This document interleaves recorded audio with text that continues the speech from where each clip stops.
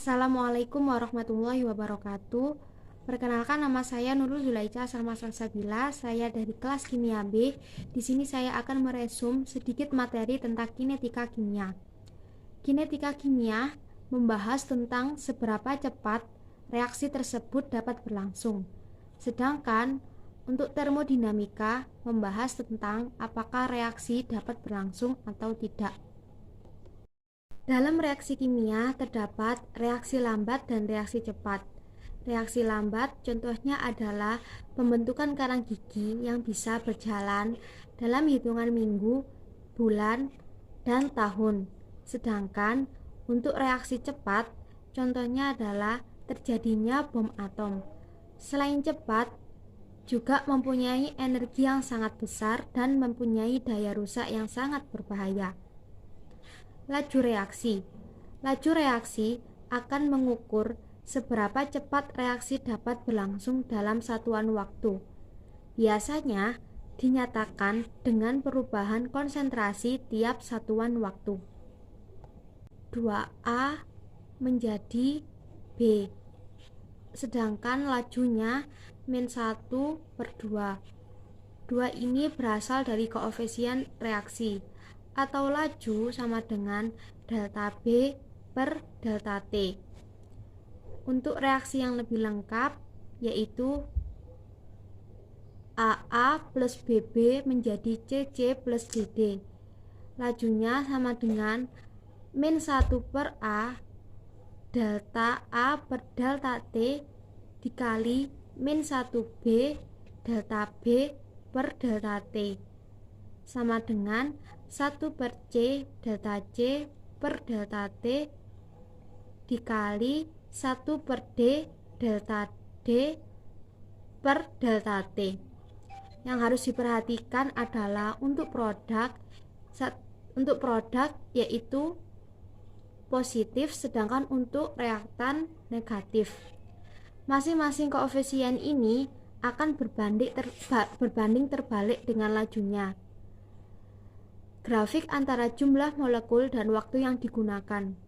Bisa dilihat bahwa jumlah molekul reaktan atau molekul A dengan berjalannya waktu akan semakin turun. Sedangkan untuk produk atau molekul B dengan berjalannya waktu semakin meningkat. Faktor-faktor yang mempengaruhi kecepatan reaksi, yaitu yang pertama adalah luas kontak. Luas kontak yang dimaksud adalah kontak antar reaktan.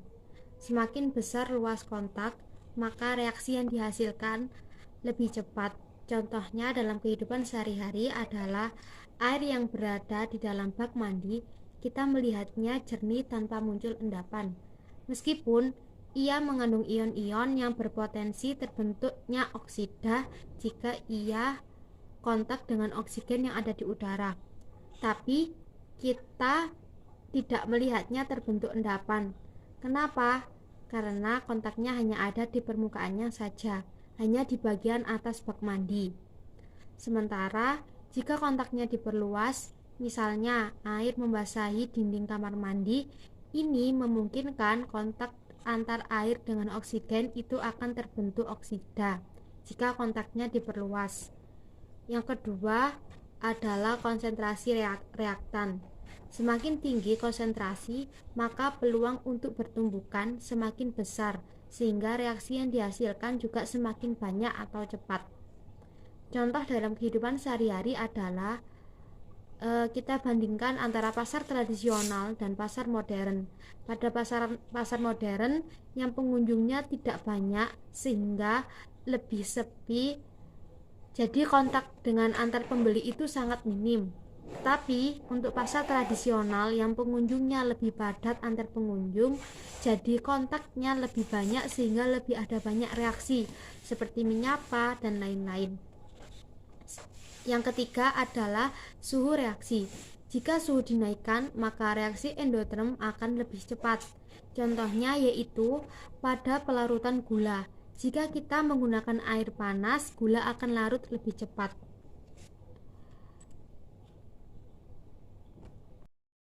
Faktor yang mempengaruhi kecepatan reaksi yang keempat adalah adanya katalis.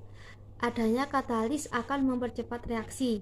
Misalnya, ketika kita mengunyah makanan. Jadi, ketika kita mengunyah makanan itu, kita disarankan untuk lama dalam mengunyah. Karena ketika kita mengunyah lebih lama, memungkinkan akan memicu enzim amilase yang akan diproduksi oleh air liur kita. Nah, enzim ini sangat bermanfaat sekali. Dia akan memecah karbohidrat dan kita mungkin akan merasakan bukti dari ini ketika kita mengunyah nasi. Awalnya tidak merasakan manis, tapi ketika nasi dikunyah lebih lama, maka karbohidratnya tadi akan mudah terurai menjadi gula. Hal inilah yang memudahkan proses pencernaan selanjutnya. Nah, sekarang adalah penjelasan tentang hukum laju. Pada hukum laju, pengukuran laju secara percobaan menghasilkan hukum laju yang menyatakan laju dalam konstanta laju dan konsentrasi reaktan. Order reaksi selalu ditentukan oleh konsentrasi reaktan. Perlu diingat, nilai konstanta dan order reaksi yaitu X dan Y, dan itu hanya dapat diperoleh dari suatu percobaan. Nah, sekarang saya akan membahas resum saya di materi yang kedua, yaitu kinetika kimia 2. Ordenol. Reaksi disebut ordenol jika perubahan konsentrasi reaktan tidak mempengaruhi laju. Persamaan laju ordenol. Contohnya adalah reaksi A membentuk produk. Lajunya kita tuliskan bahwa persamaan ini untuk ordenol 1 maupun 2. Ini adalah definisi dari laju, bahwa laju sama dengan pengurangan konsentrasi reaktan dalam satuan waktu, sehingga kita tuliskan seperti ini.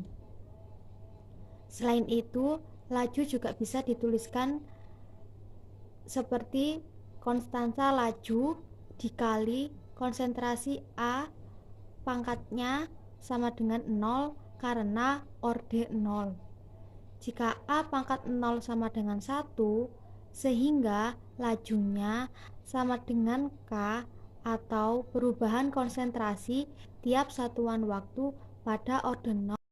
Kita coba tuliskan lagi untuk dibuat persamaan menjadi garis linier, yaitu delta konsentrasi A per delta A pangkat 0 atau sama dengan 1 sama dengan minus K kali delta T. Jika A pangkat 0 kita integralkan, persamaan ini jika konsentrasinya diubah dari A0 menjadi A dan waktu pengamatannya dari T mula-mula hingga T, maka jika ini kita integralkan, kita akan dapatkan konsentrasi A dikurangi konsentrasi A0 sama dengan min K kali T. Diperhatikan bahwa A0 hingga A atau T0 hingga T tidak selalu awal percobaan, tetapi merupakan rentan pengamatan.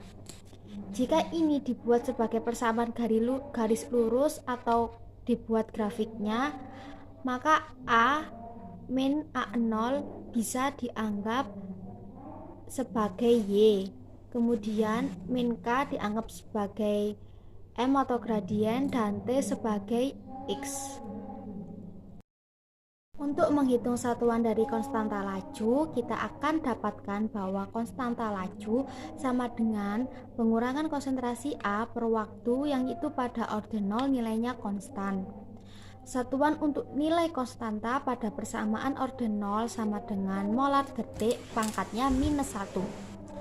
Kalau untuk konsentrasinya, satuannya molar, sementara delta T satuannya detik. Selanjutnya, kita menghitung waktu paruh dari orde 0. Ini adalah persamaan yang kita dapatkan untuk orde 0, bahwa konsentrasi A pada waktu tertentu sama dengan konstanta kali waktu plus konstanta A0. Kita pahami bahwa waktu paruh adalah waktu yang dibutuhkan agar konsentrasi pada saat waktu paruh tersebut sama dengan setengah dari konsentrasi mula-mula. Maka nilai ini kita masukkan pada rumus sebelumnya, maka akan kita dapatkan waktu paruh dari orde 0 sama dengan konsentrasi A0 per 2 kali K. Untuk reaksi orde 1, contohnya adalah A membentuk produk sehingga laju sama dengan negatif delta konsentrasi A per delta T. Jika persamaan 1 dan 2 ini kita samakan, maka kita akan mendapatkan nilai K sama dengan min delta konsentrasi A per delta T dikali 1 per konsentrasi A sama dengan minus delta konsentrasi A per delta T konsentrasi A. Jika ini kita hitung, kita akan dapatkan satuan konstanta dari K untuk orde 1, yaitu adalah detik pangkat min 1. Selanjutnya, persamaan tadi jika kurvanya melengkung, maka Y sama dengan konsentrasi A dan X-nya adalah waktu. Demikian pula dari persamaan tadi, Y sama dengan ln A dan X-nya sama dengan waktu. Grafiknya yang merupakan garis lurus. Waktu paruh ialah waktu yang diperlukan agar konsentrasi reaktan turun menjadi setengah dari konsentrasi mula-mula. Menghitung waktu paruh pada reaksi orde 1. Dari hukum laju kita dapatkan bahwa konsentrasi A per konsentrasi A0 sama dengan min KT atau 1/K ln konsentrasi A0 per konsentrasi A.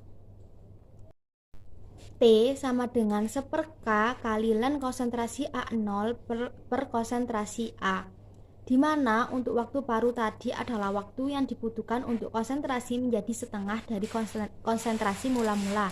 Maka T-nya kita sebut sebagai T setengah, A-nya adalah setengah konsentrasi mula-mula. Maka T setengah sama dengan 1/K ln A0-nya tetap dan A-nya kita ubah menjadi A0 dibagi 2. Dari sini kita dapatkan T setengah sama dengan 1/K ln 2 atau sama dengan 0,693 per K. Dari persamaan ini kita akan menjumpai bahwa waktu paruh orde 1 tidak pernah bergantung pada konsentrasi reaktan. Besarnya selalu konstan dan nilainya berbanding terbalik dengan konstanta lajunya. Materi selanjutnya yang akan dibahas adalah reaksi orde 2, di mana contohnya adalah A menjadi produk, lajunya sama dengan minus delta konsentrasi A per delta waktu. Ini berasal dari pemahaman hukum laju secara umum, bahwa laju adalah banyaknya perubahan konsentrasi tiap satuan waktu, sehingga pada orde 1 dan orde 2 rumus laju ini sama. Tetapi kemudian jika berkenaan dengan konstanta lajunya, bahwa untuk orde 2 yang kita jumpai adalah pangkat 2. Sedangkan dari sini kita bisa hitung satuan dari konstanta jika lajunya sama dengan ini, maka konstantanya sama dengan laju per konsentrasi A kuadrat. Dari sini kita dapatkan bahwa untuk laju adalah perubahan konsentrasi tiap satuan waktu, yaitu molar per detik. Konsentrasi pangkat 2 kita dapatkan molar pangkat 2, maka kita akan dapatkan satuan konstanta laju untuk orde 2, yaitu sama dengan 1/molar kali detik.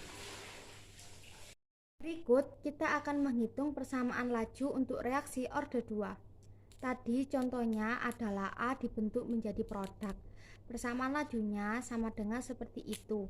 Dengan menggunakan kalkulus kita akan dapatkan 1/konsentrasi konsentrasi A sama dengan 1/konsentrasi A0 plus konstanta kali T. Cara penurunan rumus ini sama seperti pada saat menghitung reaksi pada orde 1. Menentukan waktu paruh oleh reaksi orde 2 dengan persamaan yang tadi, kita dapatkan dan kita ketahui bahwa konsentrasi A pada saat kondisi waktu paruh ialah menjadi setengahnya, karena waktu paruh adalah waktu yang dibutuhkan di mana konsentrasi mula-mula menjadi setengahnya. Kondisi pada saat waktu paruh ini kita masukkan ke dalam rumus. Nah, ini untuk ringkasan pada orde 0, 1, dan 2, bahwa lajunya tidak terpengaruh oleh konsentrasi reaktan dan persamaan konsentrasi dan waktunya kita dapatkan seperti itu, sementara untuk waktu paruhnya kita juga sudah dapatkan.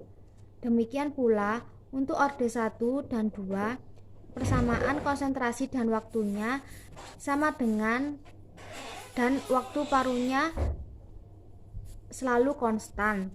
Untuk orde 2 kita dapatkan lajunya sama dengan K kali konsentrasi reaktan pangkat 2. Sementara persamaan konsentrasi dan waktunya kita dapatkan demikian, dan untuk waktu paruhnya kita dapatkan 1/K kali konsentrasi A0. Dan ini untuk grafiknya. Grafik pada orde 0 kita dapatkan bahwa pada sumbu Y sama dengan konsentrasi A min konsentrasi A0, dan pada sumbu X itu sama dengan T. Kemudian grafik pada orde 1 kita dapatkan sumbu Y-nya sama dengan ln A per A0 dan sumbu X-nya sebesar T. Dan untuk grafik pada orde 2 kita dapatkan sumbu Y-nya 1/A min 1 konsentrasi A0 dan sumbu X-nya sebesar T. Nah, itulah sedikit pembahasan resume dari saya. Kurang lebihnya saya mohon maaf yang sebesar-besarnya. Wassalamualaikum warahmatullahi wabarakatuh.